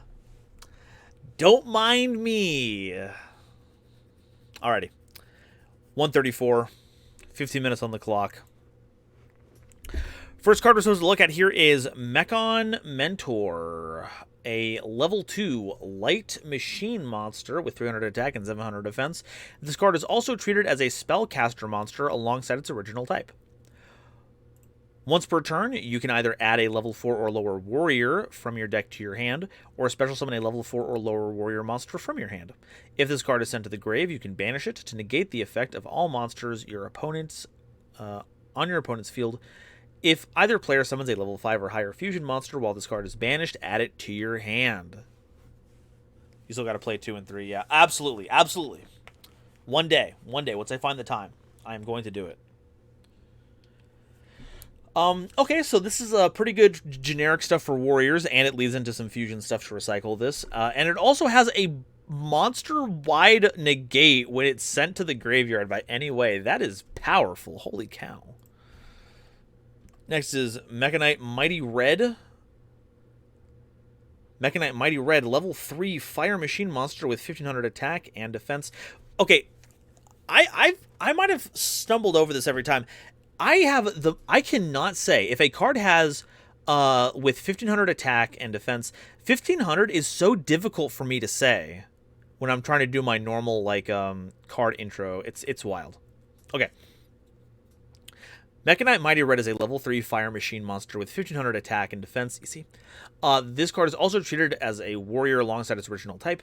If this monster is summoned, the original owner of this card can add a dinosaur, dragon, or beast warrior monster from their deck to their hand, gains attack and defense equal to half the attack and defense of any monster equipped to it.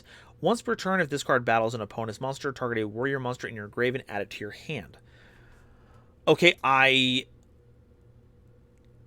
assume that we're going to have something where we give our opponent our Mechan cards to allow for that effect to be useful.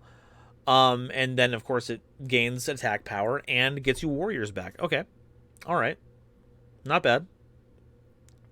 Also works with the Mentor to summon it / search it. Next is Mechananimal Tyrannos or Tyrannos. Tyrannos. There we go.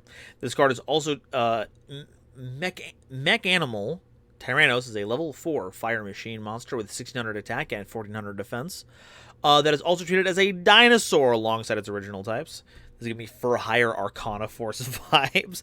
I don't know where the Arcana Force vibes are. Maybe the story, like the numbered stuff. But I definitely see the for hire stuff. Okay. Once per turn, you can either equip this monster from your hand or main monster zone to a machine monster you control, or unequip it and special summon it. It's not a union, folks. It's not a union card. That means I can talk about this under SAG. Under the strike. If a monster equipped with this card would be destroyed, have its effects negated, or be removed from the field by an opponent's card effect, you can tribute this equipped card instead. This monster or a monster equipped with this card has the following effect. When this monster attacks an opponent's monster, it gains 400 attack points during damage step only. So half of that is 800. So if we equip it to Mech Mighty Red, it goes up to 2300. Gains another 400 when it attacks because of this, and has several protections that can be used by trading this out. Okay. Next is Power Chamber, a spell card. Power Chamber, Mechan Monsters is a field spell. Mechan Monsters you control gain 300 attack and defense and are unaffected by cards in your opponent's hand and graveyard. All right. Once per turn, you can reveal a Mechanimal fusion monster in your extra deck. Then special summon one monster from your hand or deck that can be used as fusion material for the summon of that card. If this card is destroyed, destroy all cards in either player's spell and trap zone. Biomechanimal is, for reference, requires 3 dinosaur monsters and 2 beast monsters. Oof. Okay. All right. We're cooking here.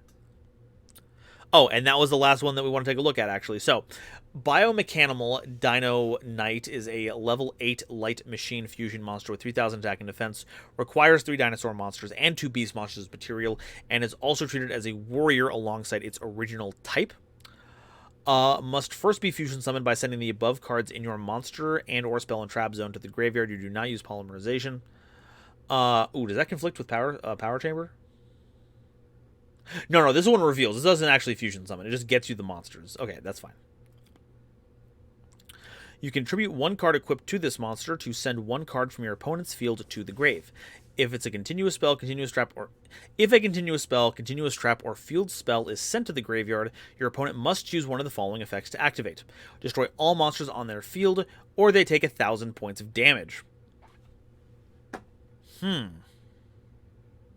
Now, my question is that part of the removal effect, or is that a separate effect that you can use? This reminds me of Power Rangers. I was about to say, yeah, the Power Chamber kind of seals it for me. Also, what is it? It's Morphin Time. Classic Tokusatsu. That's not Tokusatsu. The American version, I think, goes under different names. I'm not an expert on this. Folks, all my Tokusatsu heads in the audience, please correct me on stuff. Wild. Did someone say Morbin time? Oh, we're Morbin. We're Dino Morbin even. Let's go ahead and read the story cards really quickly. We have some time. Within the universe, there exists a rare material akin to liquid metal. This strange fluid has the ability to seep into the flesh of biological creatures, coating their internals and converting them into biomechanical life forms that are stronger, faster, and more intelligent than their organic counterparts. These mechan use their hyper-intellect to build ships to travel the cosmos, spreading knowledge and wisdom amongst the alien races. However, there existed a group who opposed the mechan. Due to either being exiled from their races or destroying their home planets, they earned the collective title of the Unworldly. Seeking to either steal the power of the mechan or destroy it, they began an intergalactic war that led to the destruction of the mechan's home planet.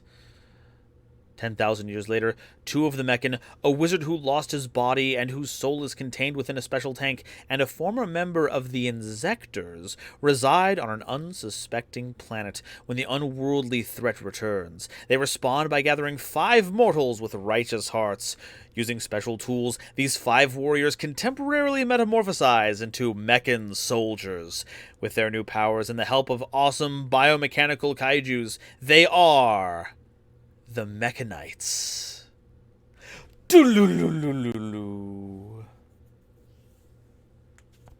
That's sick. Also, a level 1 light machine monster, 0 attack and defense, so we can use machine dupe on these cards. We can make link monsters with these. Okay, I need to see the Insector thing. Okay, this card is also level 1 Dark Machine Monster, 100 attack, 400 defense, is also treated as an insect alongside its original types. If this monster is summoned, reveal 3 spell or trap cards that list either Mechan or Insector in their card text. Your opponent chooses one, add that card to your hand, and shuffle the rest into the deck. You contribute this card to negate the effect of one face-up card on the field. I assume it's face-up. If this card is in the graveyard except for the turn it was sent there, you can banish it, special summon a fusion monster from your graveyard. As long as that monster remains on the field, it is also treated as a machine monster alongside its original type. Machine dupe to overlay into that level 1 Xyz monster that's slipping my mind right now. There are a few. Oh my gosh, there's so many of these here. But yeah, so they're all treated as warriors, but they also have their own distinct typing going on here. I believe the special thing here is that these the mighties are the mechanites, you know, our rangers, and then the mechanimals are our zords, and each of them are still machines, but also have their type. Like tiger is a beast, Terra is a dinosaur, mammoth is a beast, all that good stuff. And then all that comes together to make biomechanical mechanimal Dino Knight when they're all put together. Rhoda goes hard here. Rhoda is going particularly hard here. And the fusion is the Megazord. Yup. Okay, well, that is a funky gathering of cards here. I don't really know which one we would also take a look at. I want to look at the spells and traps really quickly, because I assume that while all these have, like, unique different effects, there are, like, a lot of utility cards. Let's look at these really quickly. So, Suit Up either adds a level 3 warrior from your deck to your hand, or targets a warrior monster on the field and equips a mechanimal monster from your hand to it. Add a level 3 warrior, used in 6 samurais. Beep, boop, bop, boop, boop. Morphin Time. Special summon a level 3 machine monster from your hand or deck, but banish it during the end phase. If a Mechanite monster is summoned by this card's effect, you can equip a Mechanimal monster from your hand. Nice. Phantom Knight. Level 3 or lower. Search boots. Extend. Are 6 samurais even good anymore? They're good to me, okay? They're good to me. They're my friends. And I love them. Mechan Dino Coin. During your draw phase, if you draw a Mechan monster, you can reveal it to your opponent to draw an extra card. Once per turn, if a Mechan monster is summoned to your field, you can draw a card. That's good enough for its second effect. Power Blade, equip only to a warrior monster, gain 700 attack.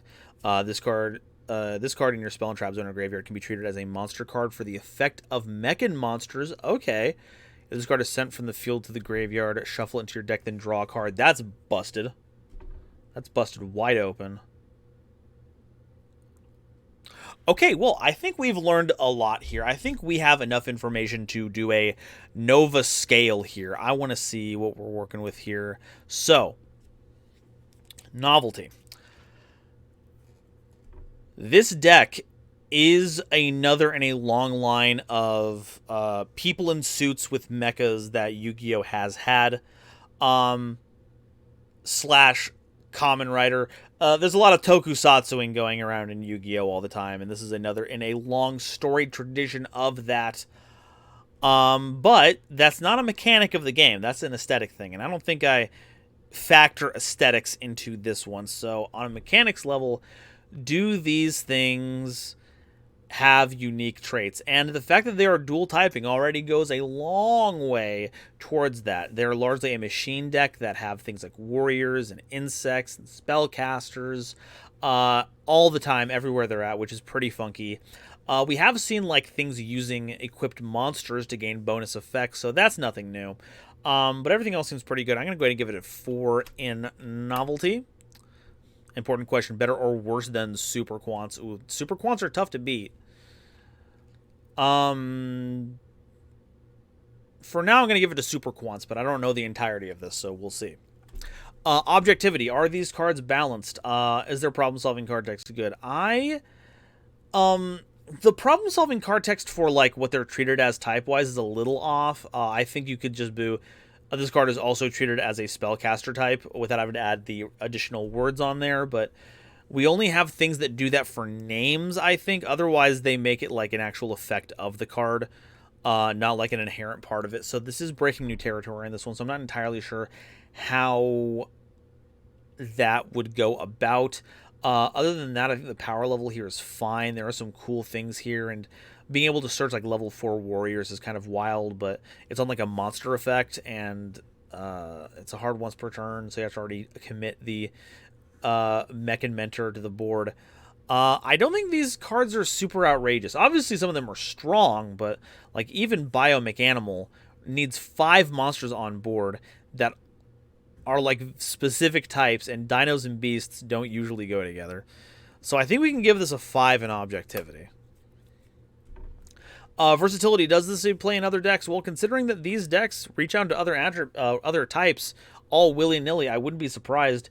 Even Machine by itself is already a pretty fantastic typing to have on cards that need splashable support, so I find it hard to believe that this isn't anything lower than a 3. You could put some of these cards in a whole bunch of decks, especially, like I said earlier, Suit Up works for level 3 warriors. That's Kageki, folks. That's Shinai. That's Mizuho. It's a lot of fun stuff.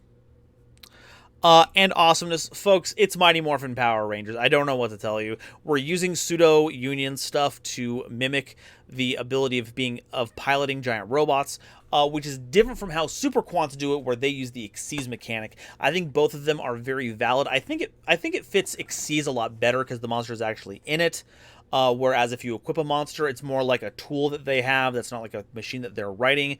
But that being said, I don't think it's outlandish. So I think we can give this a 5 on awesomeness. I like it. I think that these cards are getting a 17. The Mechans, 17 on the Nova scale. Clockworks, thank you so much for sharing these with all of us here on the platform. Myojin, hey Nova, did anyone make all in archetype Ash versions yet?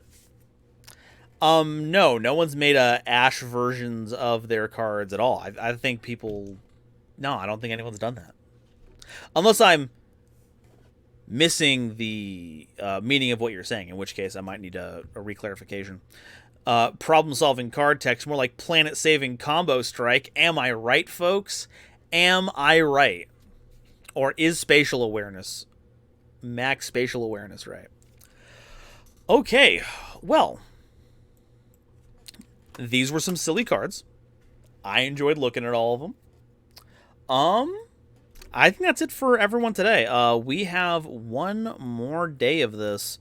If any of them are in chat right now and would like to have their cards talked about and presented right now, we can feel free to do so, because I don't have anything to do specifically for another hour, but if we don't have anyone, I don't want to get caught up in another, in doing like a game or something, because I do need to be ready to go at that time.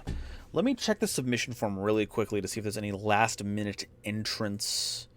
It doesn't look like it. Okay, we're still at the same number that we had previously. Checking stuff. We're checking things and stuff. We're checking things and stuff. I can throw more cards your way. No, I think I'm good on that one. I think if the rate power creep is going, Konami will eventually print an Ashlight card for each archetype. Oh yeah, no, that would make sense. Giving them their own like particular hand trap to stop stuff like that. I could see that. Okay, well, that being said, I'm gonna conserve my energy. We're gonna get ready for tomorrow, last day of Custom Card Week. If you would like to join in, if you have a thirst for making custom cards and want to show them off, the Patreon is the last link in that block. Join in $5 or higher. Not only do they get to join in on this every month, they also get all of my videos early. If you liked the Charmer video from today, if you liked the Guard Dragon video from yesterday, you could have gotten that early either by joining the Patreon or by joining the YouTube member program at about the same dollar value. And if you do it on YouTube, you get the funny YouTube emotes, so there's that. Other links include, well, my Dragon Shield links. I am sponsored by that. If you would like the coolest sleeves on the market, not just for their durability, but also for the fact that they come with their own lore, which, you know, that's us. Go ahead and click those links. Buying from them through that link lets them know that I sent you. It helps me out, and you get some sweet sleeves. You can also join the Discord from the post prior to that. We're a pretty cool community. If you just want to share your custom cards with the rest of the community, that's totally free. We have a whole section of the Discord for that. You can just hang out and do that. There's also my YouTube channel where I do my main stuff. If you like archetype explanations and lore explanations, I'm the person to go to for that. And, of course, my Twitter, which for however long that exists, I do have a Blue Sky on there that you can find. Custom Card Week and Patron Week are at the same time. It's like Nova did this on purpose. I'm remember to upload the VODs. Day 2 isn't up yet. Actually, let me do it. I think I started the export process. Let me double check that real quickly while we're here. I have not. Let's go ahead and do that right now while I'm on stream. Let me go ahead and get the export process started. Boom. Shaka. Laka. Okay, that's getting started. And while I'm doing this, let me go ahead and show off the link for the VOD channel. I am doing my best to make sure I keep up with that. I'm not always doing a good job of it, but gosh diddly darn it, am I going to do it for the custom cards so everyone can see those. I had to buy Dragon Shields from Card Market because they are perennially sold out. Oh, well, I guess it's good for Dragon Shields that they're selling out so much. But I'm glad you got your hands on it. Anyway, that's the VOD channel. That's it from me. We've been streaming for almost 2 hours now. I think we're going to call it for now. I'm going to go rest. I'm going to go join a D&D campaign. I'm going to be a problem-solving little elf that shoots arrows to prove that the fighter is the superior class when it comes to ranged options. Rangers, I'm sorry, I've just taken the job for you. I think I know exactly who we are going to raid over to as well. 5th Rate Duelist is hosting the Girl Power Yu-Gi-Oh! Server's first big tournament, and I am going to send all of you over there. They are playing on Master Duel. Yeah, there we go, over there. Folks, go and enjoy. Tell Zara I said hi. Thank you all so much for joining. Please take all of the happiness and joy and any of those positive feelings that have hopefully been fostered by this stream and take them forward to the next stream. And hopefully you can carry them with you through the rest of your day. And I will see all of you tomorrow at, I think it's 5 p.m. Central, 6 p.m. Central, one of those Centrals.